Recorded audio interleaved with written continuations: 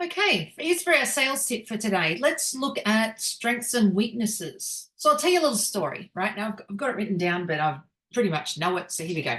Once upon a time, there was a boy. He was about 13 years old, and he was in a car accident and he lost his left arm. Now, prior to the car accident, he really wanted to be a martial artist and learn martial arts.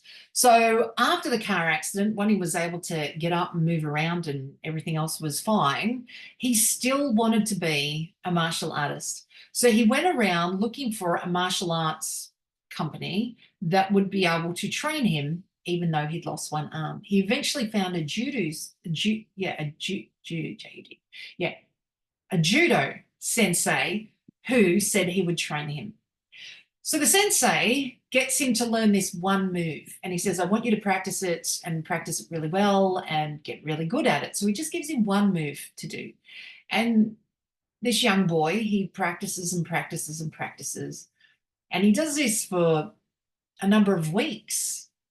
And he says to his sensei, I don't want to second guess you, but is there anything else that you're going to teach me that I need to learn? And he said, no, I want you to get really good at this. After about 3 months, the opportunity of a tournament comes up. And the sensei enters him into the tournament. Now, this young boy found it odd that as he was fighting his other opponents, well, in the first few fights that he was in, he was winning. That's great. So he starts to level up and go up the levels, right? And he found this odd because he only really had one move, and but he kept sort of graduating up to the next level in the next fight. Anyhow, it eventually comes that he's with the top tiered guys that have been doing judo for a really long time, and he's getting worn out, they're getting worn out, but the longer he keeps fighting, his job is to, stand, block, and, and then he's got his one move. And over time, he beats them all until he gets into the finals against, one of the big guys. And so I've got to go back to my notes. I know the end. Still, by keeping it over and over it, he kept beating all of these components because they would become frustrated with this kid, with them not being able to beat him. So anyhow, he finally makes it to the end. And the same thing happens in the final fight. He had trouble with this bigger kid and this really much better judo opponent. But as they were tiring out, there was a moment where the boy got his advantage and was able to put his move in, and he ended up defeating his opponent. And he won. So on the way home, he says to his sensei, I don't understand how I won. Like, how is it from my one move that I could possibly win this fight? And his sensei, because the other guy was better than me and was bigger and had been doing it longer. And anyhow, his sensei said, well, there's a reason why that this happened. He said, first off, you spent so much time practicing that one move, you're nearly at master level for doing it. So you can do that move better than most of your opponents will ever be able to do it because you've practiced it for that long. He said, and the other reason that you won was because in judo, that one move that you have, the only known defense to that move is for your opponent to grab your left arm.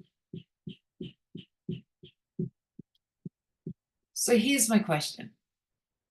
What do you consider your weakness, and how can you turn it into a strength?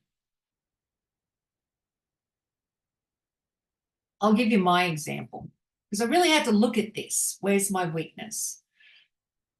My weakness is often going to many networking events and then not following up.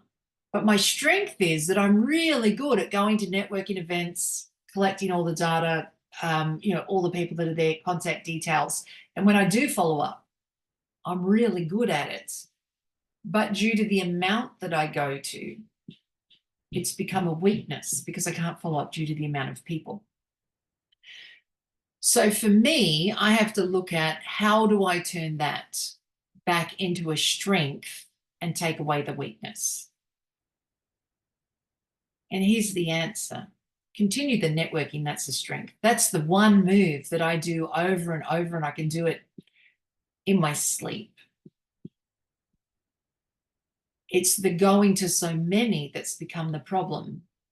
If the strength in selling becomes follow-up, then I have to turn my strength of networking and meeting so many people into a sales strength, which has been able to follow up from all of them. So my weakness is going to too many, but my strength is the networking. That's my main form of advertising. So have a think about it. What is your weakness in sales? Is it sales objections? Is it tracking your sales? Is it your advertising method, which could be networking, it could be reels, it could be YouTube videos, posting on social media? What is your weakness? And then what needs to be, and then how can we turn it around and turn it into a strength?